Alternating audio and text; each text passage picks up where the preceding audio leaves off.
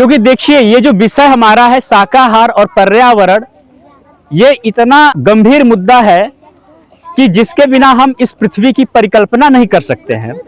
हमेशा बात आती है चॉइस की, सुनिए सुनिए, चुनाव की। चुनाव मतलब कि हम हमारे खाने पर आप क्यों बोलते हैं, ठीक है, मैं कुछ भी खाऊं, मेरे थाली में मांस है कि क्या है, शाकाहारी है भोजन की क्या है, मतलब इस पर बोलने का हक किसी को नहीं है। होती है ना बात कि आप शाकाहार की और मांसाहार की बात क्यों कर रहे हैं, ये तो आपका मामला है नहीं, ये मेरा व्यक्तिगत मामला है।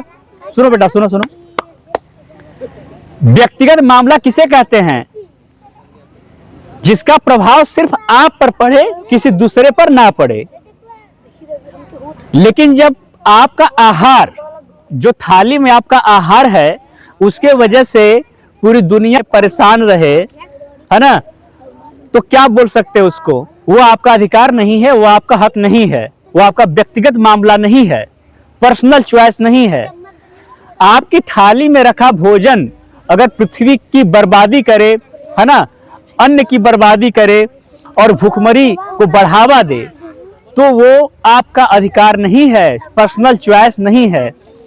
तो उसी विषय में आपको पिछली बार ये बताया गया था कि जो हम मांस को बढ़ाते हैं उसके वजह से पृथ्वी की कई गुना बर्बादी होती है फसल को पैदा करने के अपेक्षा।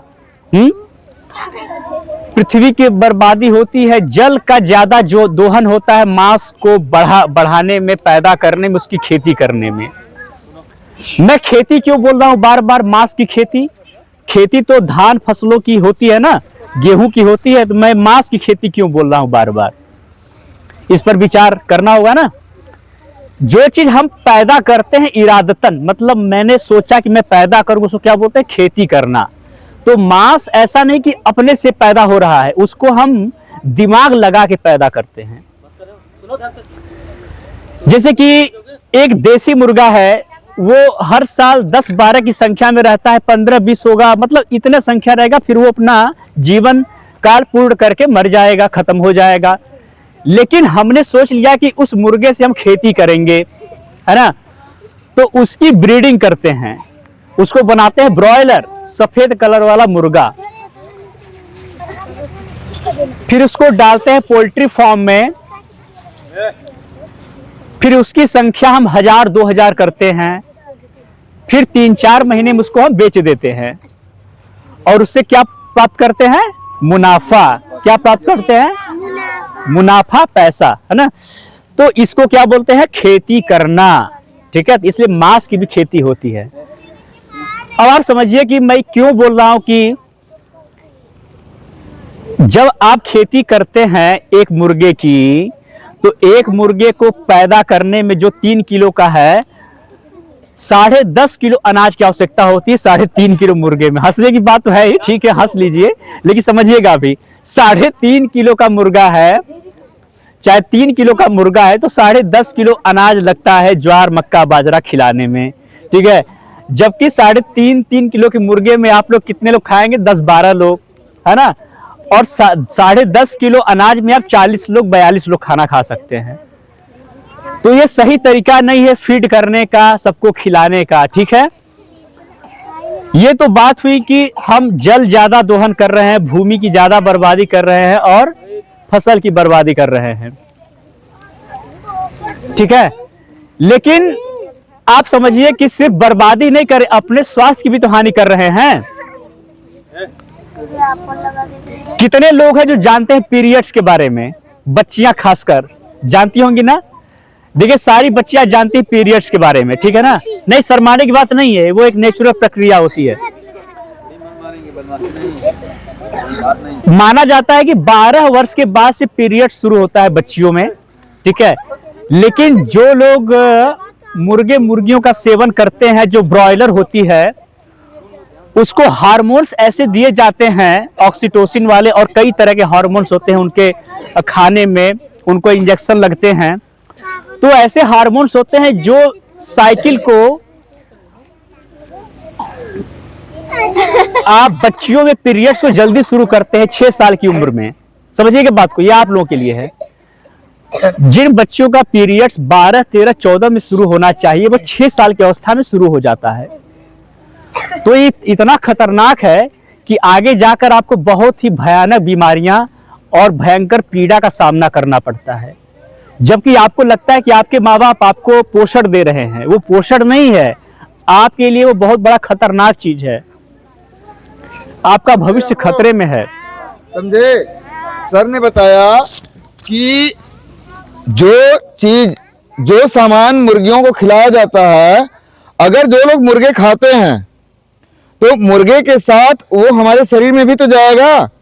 यदि हमारी बेटियां, हमारी बच्चियां, जिनको कि प्रकृति द्वारा जो बनाया गया हमारा शरीर, तो हमारी बेटियों को जो पीरियड का समय 12 साल या 13 साल का होता है, वो 12-13 साल ना हो करके बल्कि 6 साल 7 साल में वो समस्या शुरू हो जाएगी। तो फिर हमारे बच्चों का विकास कैसे हो पाएगा? हो पाएगा? नहीं हो पाएगा। मीन्स ये खतरनाक चीज, ये एक प्रकार का जहर है। जो पोल्ट्री फार्म वाले जो मुर्गे खाते हैं, उनको जो जहरीला भोजन खिलाया जाता है ना, उनके विकास के लिए कि वो उसका जो साल भर में जितना बड़ा होना चाहिए उतना बड़ा वो 3 महीने में हो जाता है, इतना भोजन खिलाया जाता है। और इसमें ऐसी दवाइयाँ खिलाई जाती हैं तो वो मुर्गे के साथ पच करके फिर हमारे पेट में जाता है, हमारे बच्चों के जो मुर्गा खाते हैं पोल्ट्री फार्म वाला।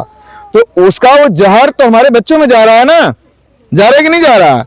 वो जहर जब जाएगा तो हमारी जो छोटी छोटी बच्चियां हैं जो कुछ नहीं जानते, वो भी उस प्राकृतिक क्रिया के अंग बन जाएंगे।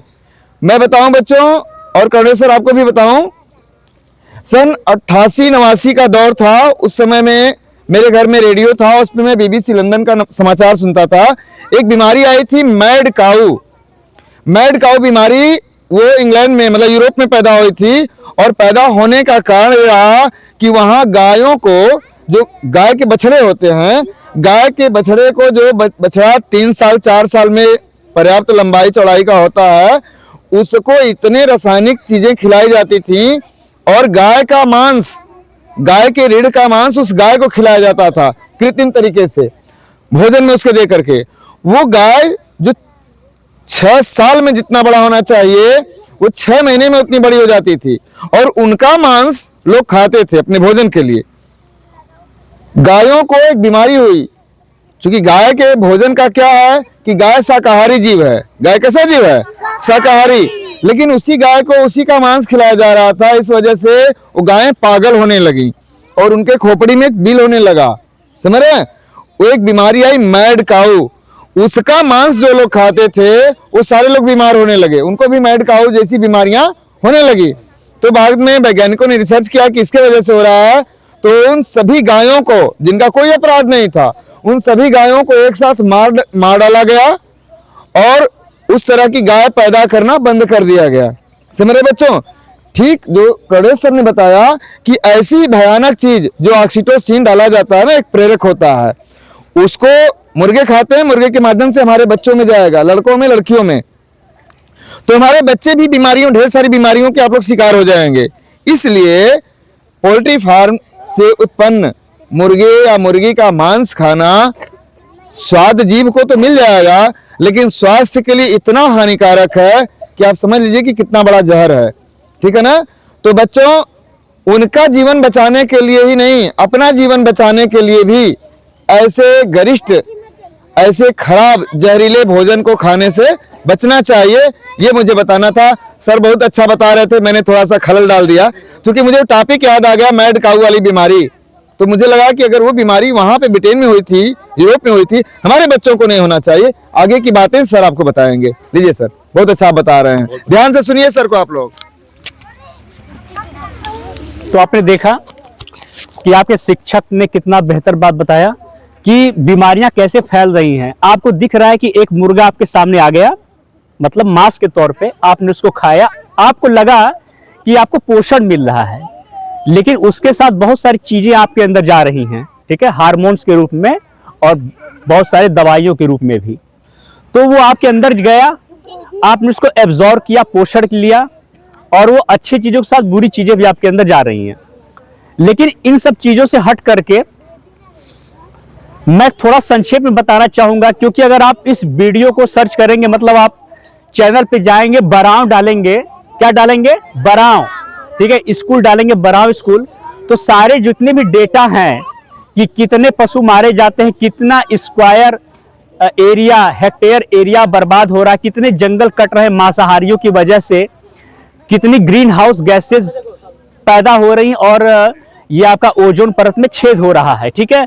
ये सारी चीजें आपको यहाँ पर डेटा मिल जाएगा, लेकिन मैं कुछ और चीजों के लिए आया हूं, ठीक है। हम लोग बात करते हैं कंपैशन वाले हिस्से पर। कंपैशन मतलब करुणा, करुणा मतलब दया, ठीक है। तो जो डेटा है आप सर्च कर लेंगे, अभी आपके लिए वो महत्वपूर्ण है, महत्वपूर्ण है कंपैशन, दया की बात। आप देखिए कि एक फल को तोड़ने में, सेब को जब आप चाकू से काटते हैं तो क्या वो चिल्लाता है, कराहता है, या भागता है, दौड़ता है? नहीं भागता है ना। जबकि लोग कहते हैं कि प्लांट्स आल्सो फील पेन, है ना, कि पौधों में भी दर्द होता है। तो पौधों में दर्द होता है वो हम मान करके जानवरों को काट दें, फिर जानवर को काट देंगे क्योंकि ये फील कर रहा है पेन, तो इंसानों को काट दो क्योंकि ये भी पेन फील करता है। मतलब तर्क कहां पे जा रहा है कि हमने फल को बता दिया कि पेन फील करता है तो हम जानवर काट दें, कोई व्यक्ति बोले कि जब जानवर कट गया तो इंसान काट दो। मतलब कितना बड़ा कुतर्क चला। सोचो कि कंपैशन क्यों जरूरी है। ये डिफरेंस पैदा कर सकता है कि हमें किस चीज को खाना है और किस चीज को नहीं खाना है, समझ रहे हो। जब व्यक्ति बोलता है कि मांसाहारी बोलता है कि पौधों में भी जान होती है, बोलता है ना, जब पौधों में भी जान होती तो मुर्गे खाने में क्या दिक्कत है। आप कल्पना कीजिए सेब काटने की और मुर्गा काटने की, क्या आप एक चाकू से मुर्गा काट सकते हैं? नहीं काट सकते ना। क्यों नहीं काट सकते? क्या काटे? खड़े हो जाइए आप जरा, एक व्यक्ति खड़े होने चाहिए इसमें से। बेटा तुम खड़े हो जाओ जरा, जो भी आपको समझ आता है बोलो, जरा नहीं। उठ जाओ उठ जाओ उठ जाओ, हाँ उठ जाओ सर, थोड़ा कर दो। पौधों में भी जान होती है, और मांसाहारी लोग बोलते हैं कि पौधों में भी जान होती है तो हम मुर्गा भी खा सकते हैं। आपको क्या लगता है ये उचित है या अनुचित है? अनुचित है। क्यों अनुचित है? क्योंकि मुर्गा जब काटते हैं तो उसमें भी बहुत छटपटाता है, उसको भी दर्द होता है। हाँ छटपटाता है। और सेब? उसको नहीं दर्द होता है।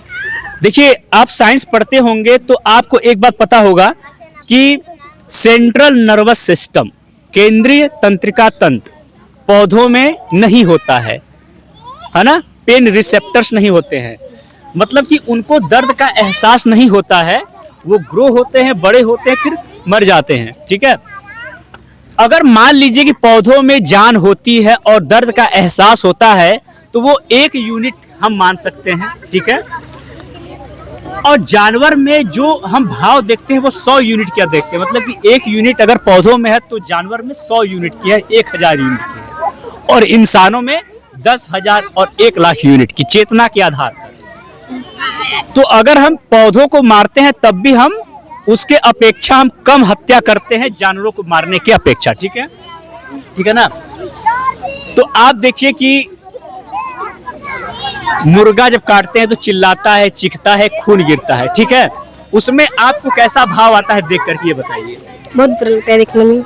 महसूस होता है ना कि कुछ हाँ। करुणा, दर्द, हाँ बहुत दर्द होता है सब आती है ना। हाँ और हिंसा देखने को मिलती है। हाँ जबकि सेब, साग, सब्जियां खाने में कोई दिक्कत नहीं होती है। हाँ। तो ऐसे लगता है कि हमारे लिए क्या बना है, दर्द से महसूस होता है ना। हाँ? बहुत बहुत बुरा महसूस होता है उसमें। हाँ, लेकिन हमें क्या खाना चाहिए ये बताइए। संतुलित आहार। संतुलित आहार में क्या क्या आता है? दाल, चावल, सलाद, हरी सब्जियां, फल। जो पौध आधारित भोजन है वही हमें खाना चाहिए, मतलब पौधों से जो प्राप्त होता है। धन्यवाद, तालियां इनके लिए, बैठ जाइए।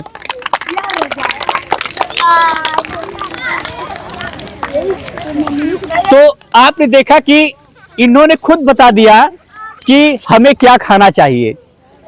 कंपैशन, हम इंसान है, क्या है, इंसान है, हमारे अंदर करुणा है। अगर आपके अंदर करुणा नहीं होती तो एक दूसरे को मारने लगते, मारते कि नहीं मारते। तो उस आधार पे हम सोच सकते हैं कि ये जो जीव है हमारे नहीं है, ठीक है, हमारे मित्र हैं, ठीक है, हमारे परिवार के हिस्से, धरती के हिस्से हैं। कितने लोग इसमें से शाकाहारी, हाथ उठाओ। शाकाहारी लोग हाथ उठाओ।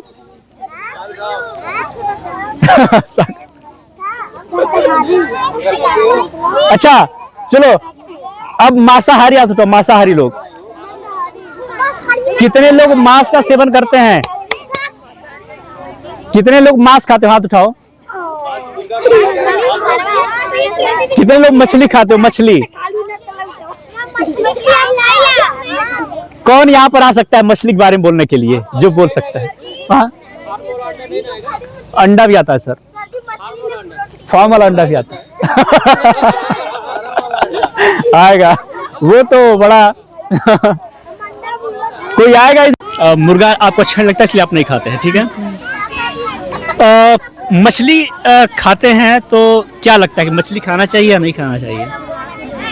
मछली जैसे मछली खाना हमको पसंद है, इसलिए तो पसंद है तो आप खा लेते, मतलब जो पसंद आएगा वो आप खा लेंगे। और कभी लगता नहीं, आपने कभी देखा है मछली को कटते हुए? हम एक बार सिर्फ देखे, एक बार। कब देखे हैं? एक बार पापा संग गए, देखा कटा रही थी। अच्छा, पापा ये बोल रहे हैं कि पापा के साथ गए थे तो एक बार मछली को कटते हुए इन्होंने देखा था, और ये बोलते हैं इनको मुर्गा पसंद नहीं है, मछली बड़ा पसंद आती है। तो हमें जो पसंद आता है उसको हम मार के खा सकते हैं, ठीक है। तो जिसको पसंद करते हैं उसको प्रेम करते हैं कि खाते हैं, ये बताओ मुझे। प्रेम करते हैं, ये कह रहे कि मैं मछली पसंद करता हूँ इसलिए मैं खाता हूँ, दैट्स वाई। तो अगर ये मुझे पसंद करने लगे हैं तो मुझे भी मार के खा जाएंगे। तो कोई बात नहीं है, ये मजे की बात है।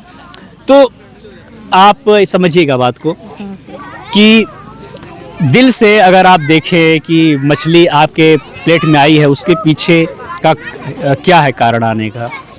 उसको पहले धोया जाएगा, उसको काटा जाएगा, है ना, छीला जाएगा, और बेदर्दी पूर्वक उसकी हत्या हो जाती है ना। तो हमारे प्लेट में आया जरूर है, ठीक है। पोषण के लिए हम उसको खाते हैं और स्वाद के लिए।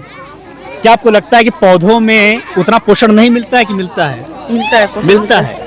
इन्होंने एक बात बोली है कि ये खाते जरूर हैं, लेकिन इनका मानना है कि पौधों में ऐसे बहुत सारे पौधे हैं जो उससे ज्यादा पोषण वाले होते हैं, है ना। बहुत ऐसे चीज है प्रोटीन के मामले में भी, जैसे सोयाबीन है उसमें बहुत प्रोटीन होता है, राजमा है बहुत प्रोटीन होता है, लेकिन इनका यही कंसर्न है कि हम इसलिए खाते हैं क्योंकि वो मुझे अच्छा लगता है, ठीक है।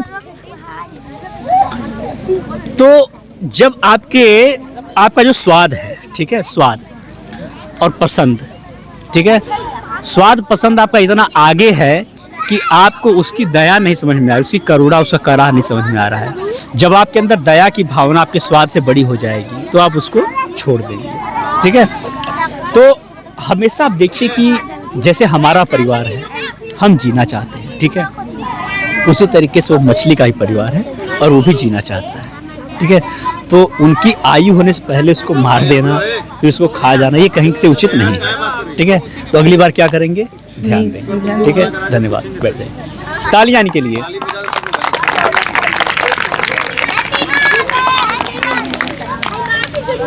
देखो समझना बात को कि इसमें बहुत सारी चीजें जो इतने तथ्य वाली है कि आपको समझ में अभी नहीं आएगा, बच्चे हो अभी। सर वीडियो बना रहे हैं आप लोगों के गांव वाले ग्रुप में भेजा जाएगा अभी। हाँ हाँ, देखो सर पढ़ा रहे हैं, ये दिखाई घरे फलाने के लिए की, ये फलाने के लिए की। समझो बात को, समझो बात को। मैं अपनी बात बता दूं कि मैं वीगन हूं, आपको बता दूं मैं वीगन हूं। और वीगन उसे कहते हैं जो शाकाहारी से एक कदम और आगे बढ़ के विशुद्ध शाकाहार की तरफ जाता है। मतलब कि मैं बचपन से शाकाहारी हूं, लेकिन अभी मैं 5 साल से किसी भी तरह का दूध का बना प्रोडक्ट यानी पदार्थ इस्तेमाल नहीं किया हूं। मैं किसी भी तरह की मिठाई नहीं खाता हूं, शहद भी इस्तेमाल नहीं करता हूं, चमड़े का कोई भी चीज़ इस्तेमाल नहीं करता हूं, और ऊन इस्तेमाल नहीं करता हूं। तो ये एक ऐसी चीज़ है जिसको बोलते हैं वीगन होना। मतलब कि हम कोई भी ऐसा प्रोडक्ट इस्तेमाल नहीं करेंगे जो जानवरों की हत्या या शोषण से आता है, तो उसको बोलते हैं कंप्लीटली वीगन होना और विशुद्ध शाकाहार होना। अभी आपको मैं शाकाहार के तौर पे यहाँ पर आया हूँ, तो शाकाहार के बारे में बात कर रहा हूँ। लेकिन जब वाराणसी में जब एक्टिविज्म करते हैं स्ट्रीट पे रास्तों पे और घाटों पे, तो हम लोग बड़े बड़े पोस्टर्स बनाकर ले जाते हैं। हमारे साथ कई वॉलंटियर हैं, स्पेशली हम लोग बनारस में काम करते हैं, तो वहाँ के फॉरेनर भी आते हैं, उनसे भी हम लोग बात करते हैं, कनेक्ट करते हैं और डेयरी इंडस्ट्री के बारे में बताते हैं कि जो मांस का आधार है वो कहाँ से शुरू हो रहा है, डेयरी से। डेयरी की जो भैंसें हैं, गाय है, वो बाद में बड़ी होकर कटने जाती हैं और ब्राजील के बाद भारत दूसरे स्थान पर है बीफ का एक्सपोर्ट करने में, आयात करने में। जबकि हम अगर हम आंकड़े को देखें तो हम पहले पे हैं, लेकिन वो आंकड़े छिपाए जाते हैं, समझ रहे हो ना। तो दूध की इंडस्ट्री में आप देखेंगे कि गाय भैंसों के साथ अप्राकृतिक तौर पे क्या होता है, गर्भाधान होता है।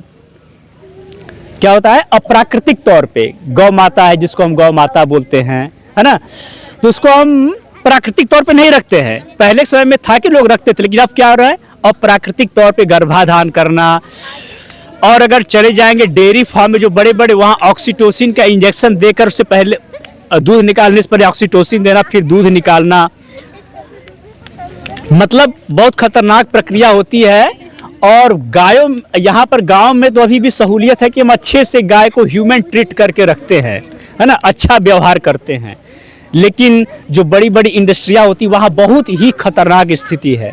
इसीलिए जो कॉमर्शियल डेयरी उसका इस्तेमाल नहीं करेंगे, उसको नो बोलेंगे, ठीक है। अभी आपके मन में कुछ प्रश्न आ रहे होंगे तो आप पूछ सकते हैं। कोई ऐसा है जो कुछ पूछना चाहता हो? कोई है जो शाकाहारी पूछना चाहता है? तुम लोग अंडा खाती हो, उसको पूछो कि अंडा शाकाहारी है कि मांसाहारी? हाँ, कुछ भी पूछ सकते, पूछो। कौन पूछेगा? कौन जो है कि मांस, मुर्गा, मछली नहीं खाता और अंडा खाता है, कहता है हम ये सब नहीं खाते लेकिन अंडे खाते हैं। हाँ, कुछ भी। डरो मत बेटा, डरो मत, डरो मत बेटा।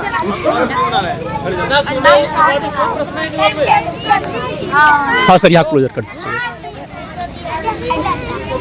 हाँ, नाम क्या बाबू आपका? तन्नू कुमारी। तेज बोलेंगे ना, ठीक है। थोड़ा सा तो यहाँ तेज बोलना थोड़ा, ठीक है। किस क्लास में हो? 7। प्रश्न क्या आपका? हम मुर्गा मछली नहीं खाते हैं और अंडा खाते हैं बस। तेज बोलना है, ठीक है। और अंडा खाती हैं, तो प्रश्न क्या है आपका, क्या कहना चाहते हैं? शाकाहारी कि मांसाहारी? मतलब ये कह रहे हैं कि हम मांस नहीं खाते, हम अंडा खाते हैं, तो क्या अंडा शाकाहार की श्रेणी में आता है कि मांसाहार की श्रेणी में आता है, ठीक है। यही ना।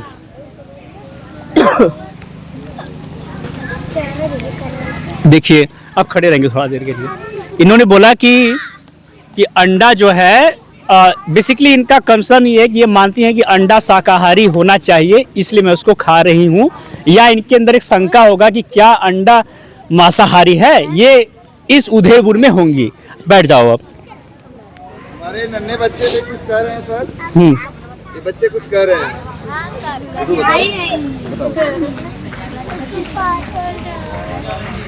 सर जी अंडा मांसाहारी होता है, क्योंकि सर जी वो मुर्गी देती है अंडा ना, इसलिए सर जी, क्योंकि मुर्गी है सर जी मांसाहारी होती, इसलिए सर जी अंडा भी मांसाहारी होता है। इनके तालियां, इनके लिए तालियां।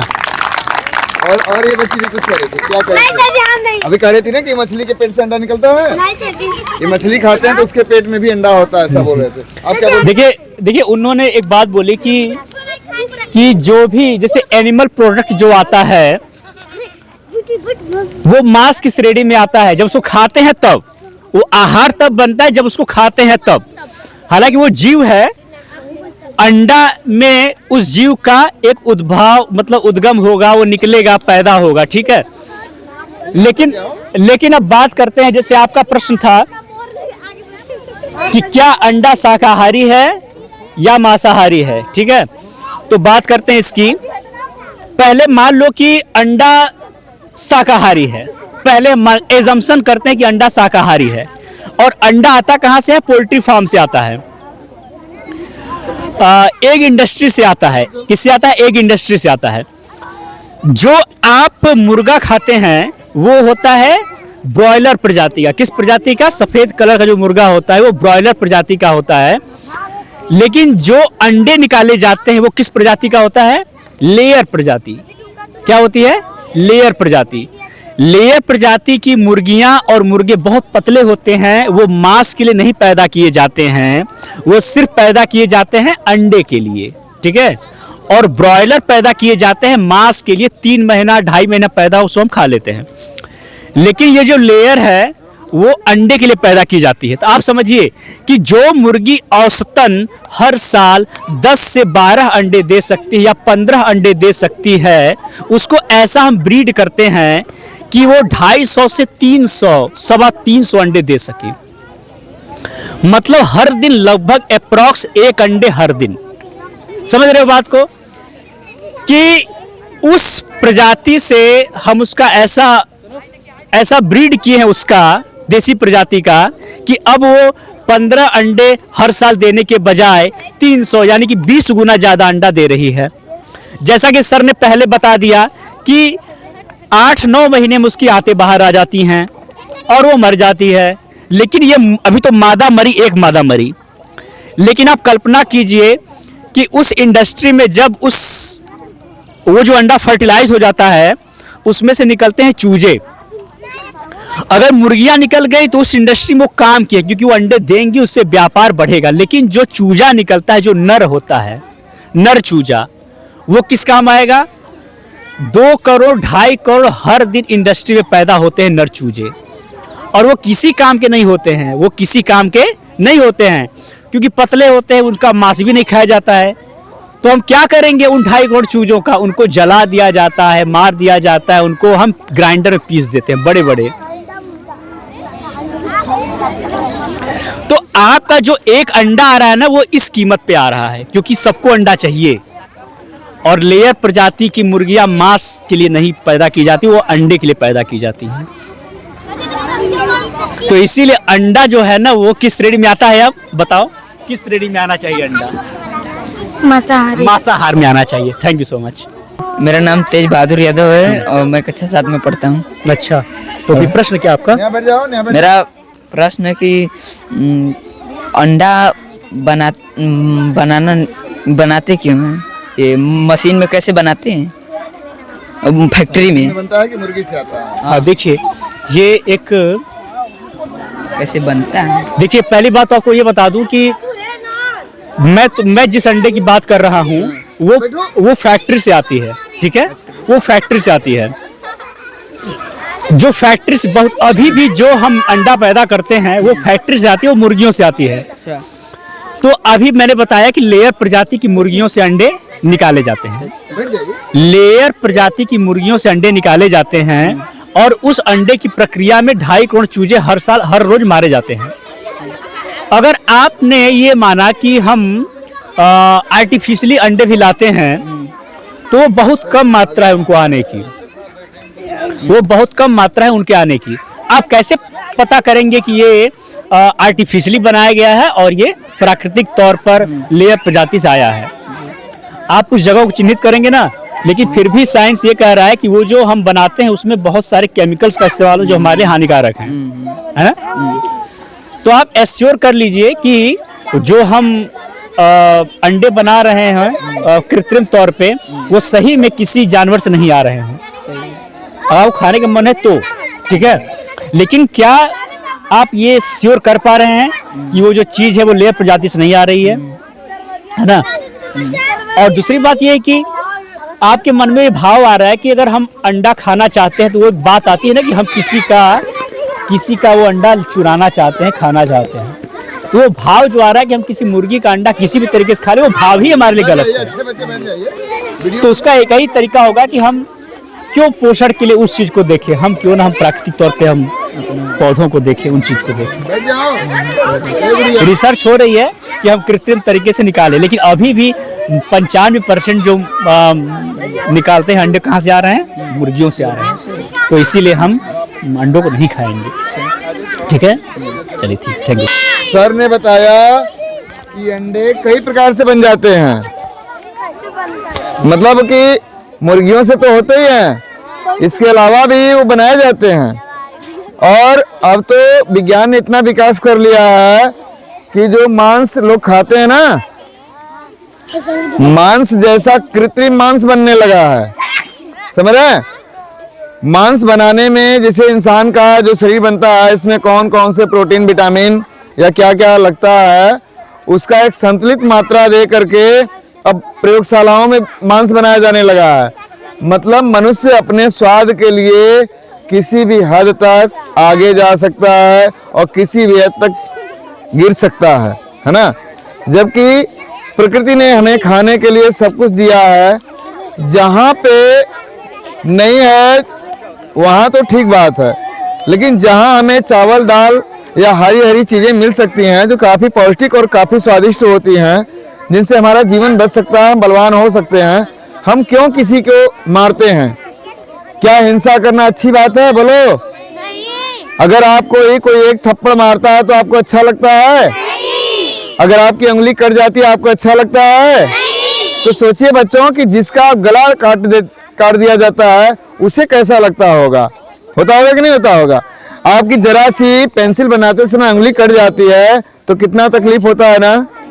और जिन मुर्गे मुर्गियों का या जिनकी पूरी जान ले ली जाती है उन्हें कितना तकलीफ होती होगी। होता होगा कि नहीं होता होगा? तो क्या हमें ये हिंसा करना चाहिए? हमें भी जीवित रहना चाहिए, सबको जीवित रहना चाहिए ना।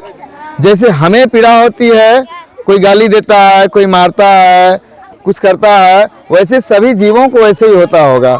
सोचिए जरा कि नहीं होता है?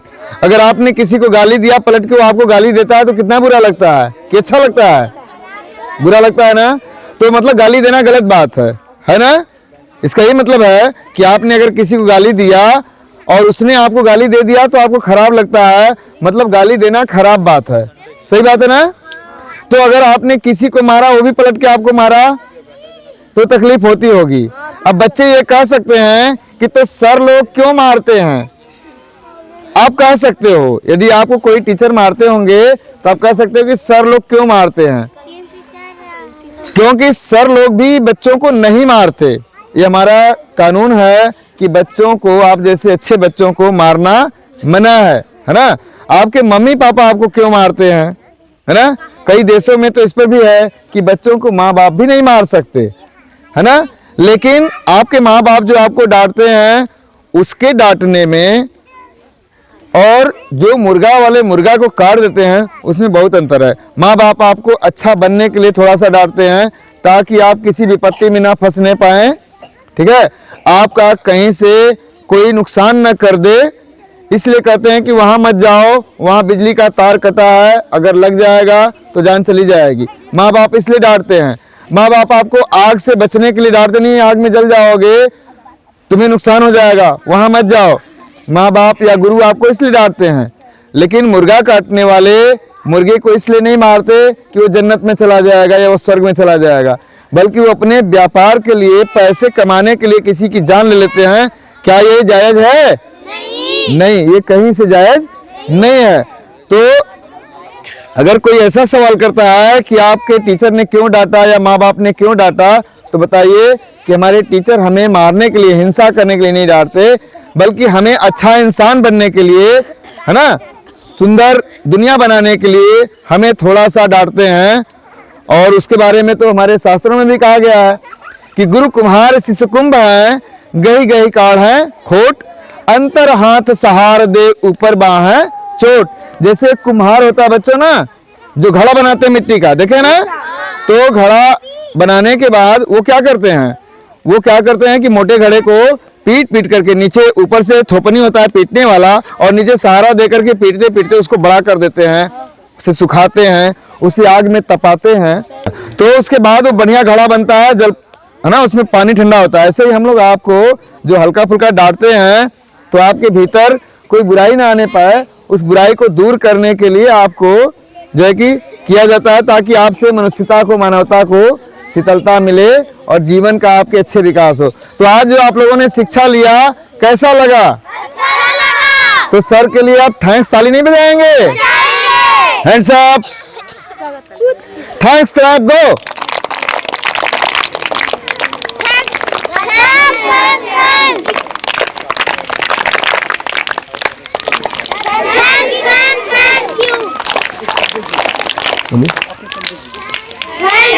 Thank you. आप एक संदेश दीजिए बच्चों को अपने हिसाब से समापन। तो मेरे बच्चों, आपने जो कार्यक्रम सीखा समझा, इसका मतलब यह है कि यदि हमें मानवता को बचाना है, पूरी पृथ्वी पर सबको अगर भोजन देना है और किसी को भी भूखे पेट नहीं मारना है, तो उसके लिए हमें अपने आहार को उचित रखना होगा।